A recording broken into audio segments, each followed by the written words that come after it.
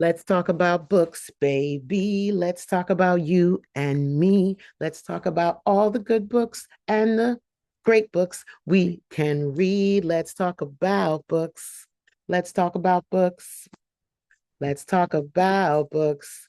Let's talk about books. Hey, y'all, what's up? Welcome back to the Free Black Women's Library YouTube channel. Thank you for clicking on this video. Thank you for liking this video. And thank you for subscribing to my channel. Please subscribe to my channel. Please like this video and also leave a comment. Let me know that you're out there. Is there anybody out there?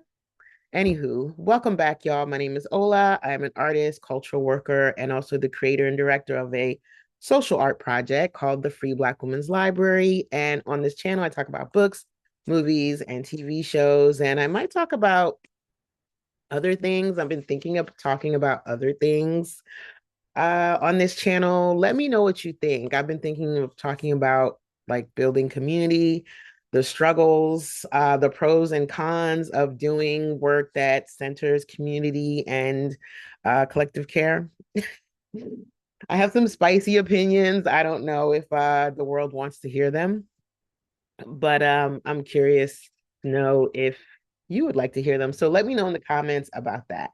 But either way, welcome back to another unboxing video. I got a box of books in this week from someone who's been supporting the library for a very long time, Miss Tina. Miss Tina is a librarian, and she sent us a book box. And I'm going to share with you the books that she sent us. And also, for those of you who are doing the Free Black Women's Library Reading Challenge for 2026, I'm going to tell you what prompts these books could be in response to.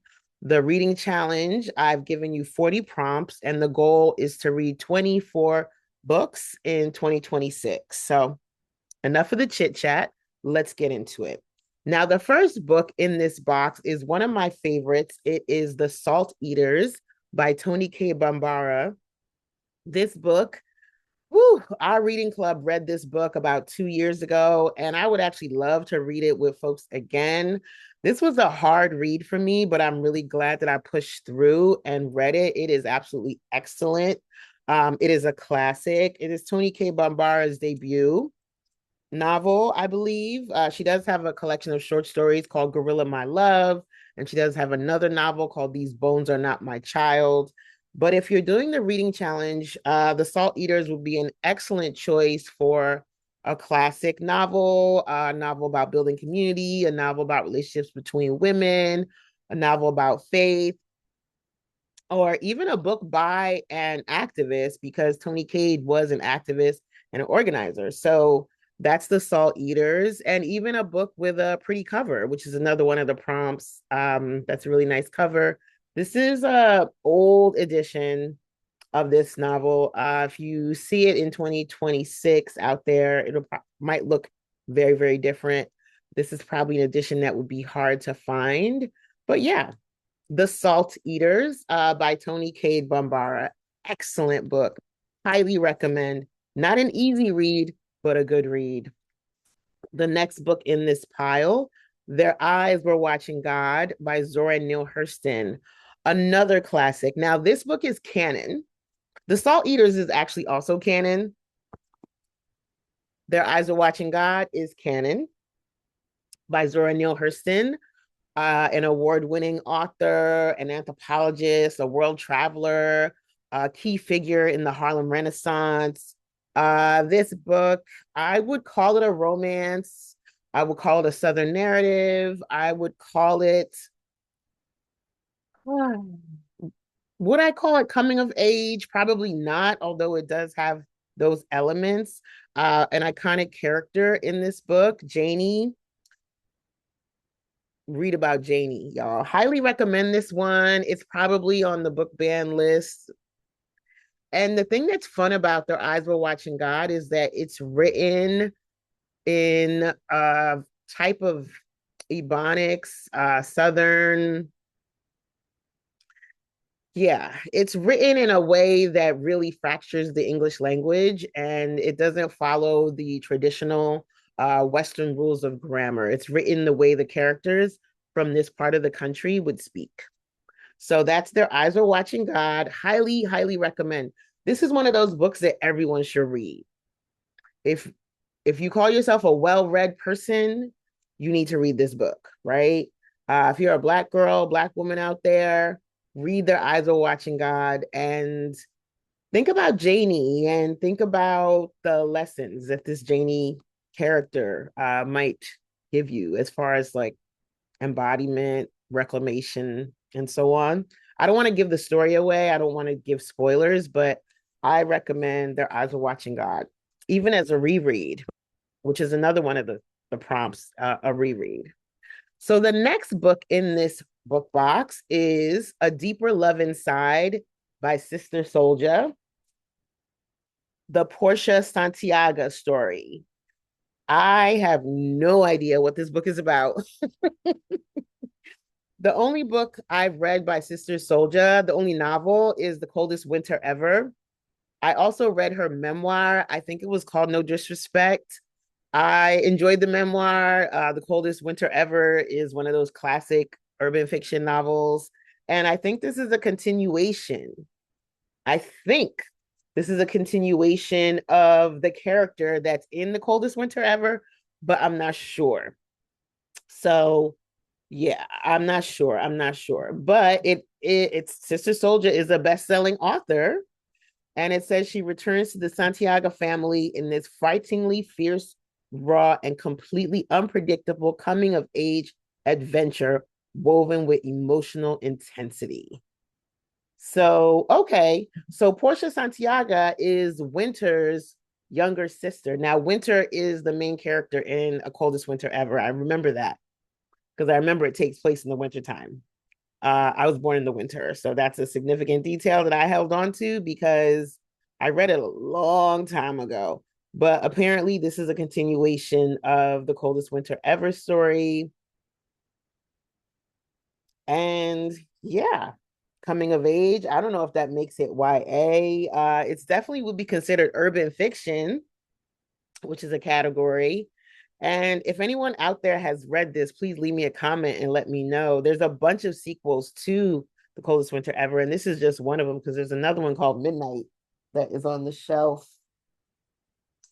behind me or above me because I'm right near the S's. But anyway, that's A Deeper Love Inside by Sister Souljah, the Portia Santiago story. It's giving coming of age YA vibes, but I'm not sure. So, yes, next up, Moses, Man of the Mountain, another book by Zora, Queen Zora Neale Hurston.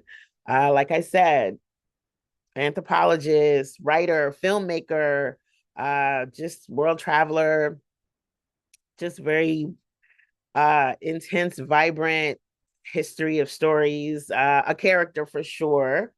So this is Moses, Man of the Mountain. And when we think about the reading challenge, one of the prompts, which some people struggle with, is a book about religion, spirituality, or faith. And this would definitely qualify for that category. Moses, Man of the Mountain, in addition to being a book by a best-selling author, excuse me. It says, in this novel, the Moses of the Old Testament and the Moses of Negro myth, legend, and song are superimposed to create a new reading of the Exodus story. Hurston focuses foremost upon Moses himself, his transformation from privileged Egyptian prince into the great emancipator, his evolving awareness of and identification with the enslaved Jews, and his parallel growth in mystical knowledge and power.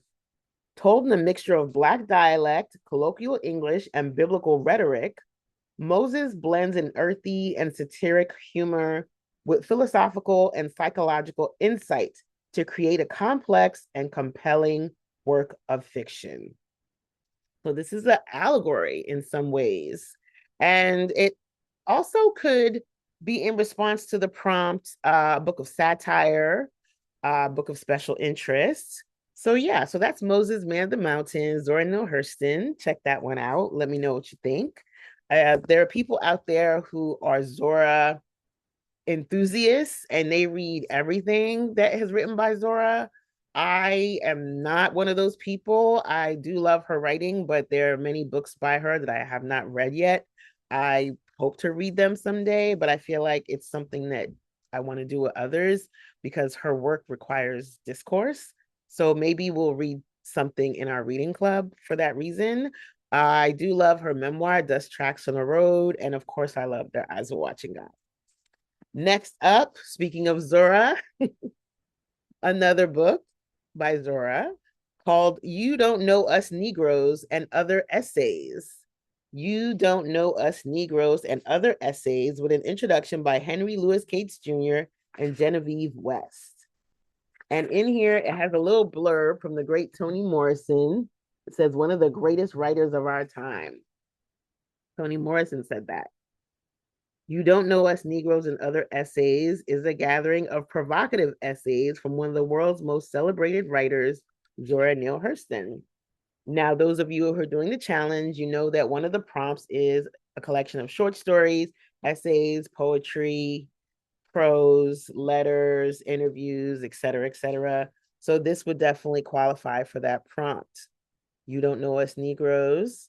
And this is also a beautiful cover. It reminds me of this print by Elizabeth Catlett. I'm not sure if that's who created this print, but it does remind me of her work. Let's see. It doesn't say. Oh, it does say Jacket Art and Design by Jessica Coppett. Okay. There it is. You Don't Know Us Negroes, published by Amistad. Next up, another book published by Amistad, The Rib King by Laddie Hubbard. The Rib King. The Rib King is a novel that came out in 2021. It was on a lot of best of lists, and it is historical fiction. So it would qualify for that. And it says a fresh and searing account of racism, class privilege, and exploitation. Laddie Hubbard. And this has another blurb from Miss Toni Morrison. It says, for sheer reading pleasure, Laddie Hubbard's original and wildly inventive novel is in a class by itself. High praise from Miss Toni Morrison. Let me tell y'all, there is a lot of discourse about Toni Morrison's personality happening online right now. And I'm finding it fascinating and amusing at the same time. People are talking about how she wasn't very mean. She wasn't very she was kind of mean. She wasn't friendly. She was a little overly serious, acerbic, and so on. And some people are bothered by that. And I am not one of those people, but I feel like if you get a blurb from Toni Morrison on your book, that's high praise. That means that's good writing. Because I remember seeing this post about somebody saying that Toni Morrison was her professor at Howard and her mom's professor, and told her that she wasn't a good writer, that she needs to pack it up and try something else. And the person actually did stop writing. It actually ruined their confidence, which is horrible and not funny. So I'm not laughing at that part. But I don't, I had a situation in school where I had a professor tell me that my work was not good. And I definitely did cry my eyes out. But I also took the class over and did better the second time. I didn't ace it the second time, but I got like a C plus or a B minus or some shit. But either way, The Rib King by Laddie Hubbard. Also a book with a gorgeous cover. It's an interesting cover, right? So that's that novel. And I'm kind of curious about this one. I might read this one for one of my prompts as well. The next book in this box, Bound to You, A Love Unchained by Chrissy Noir. This definitely would qualify for the erotic prompt. It says love, lust, power, submission. For Trey Channing, control is everything. After his ex-fiance's betrayal, he vowed to remain celibate until he found a woman who was worth breaking his restraint. For 4 years, he's been disciplined, focused, and untouchable until he steps inside Screwed, an exclusive club where power is exchanged and limits are tested. Erotic. erotic. This is erotica for sure. And I might read this one for that prompt. It's hard for me to find erotic that intrigues me, being it's like on the ace demi spectrum. But I'm curious about this. It looks like it's a self-published piece of work. And listen, go Chrissy. Thank you for your work. Chrissy Noir, there's a picture of her on the back. So yes, Bound to You, Chrissy Noir.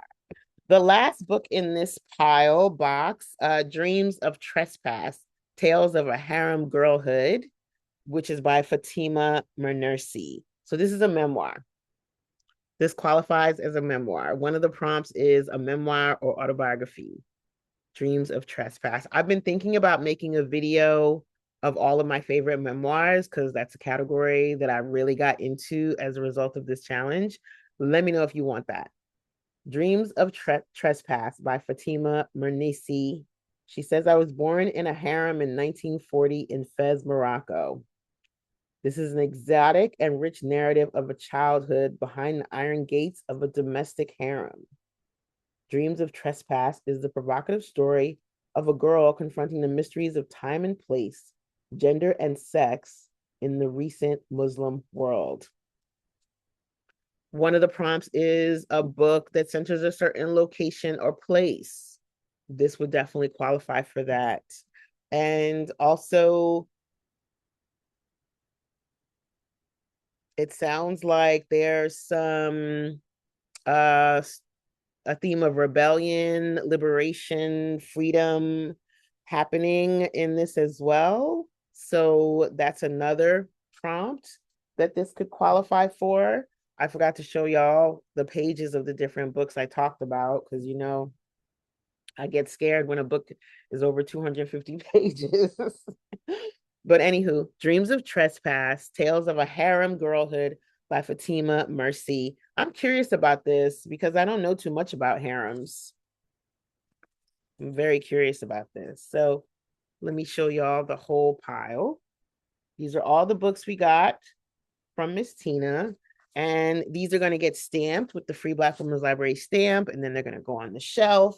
And then they'll be available for our community to come in and swap. We swap books. That's how you take out books out of the library, is through a trading system where for every book you bring, you get to take a book. Or they can come and read them here. And that's pretty much it, y'all. So let me know what books y'all are reading right now. I just finished Cursed Daughters by Oyinka Braithwaite. Her debut is My Sister the Serial Killer. Her newest book, Cursed Daughters. I just finished that book for the challenge. And I also last week finished House of Eve by Sadika Johnson. So leave me a comment and let me know what books y'all are reading right now. And if you want me to do a video on any specific prompts for the challenge, I can give y'all some suggestions and ideas and so on and so forth. And yeah, wishing y'all a great day and happy reading. Bye. Mwah.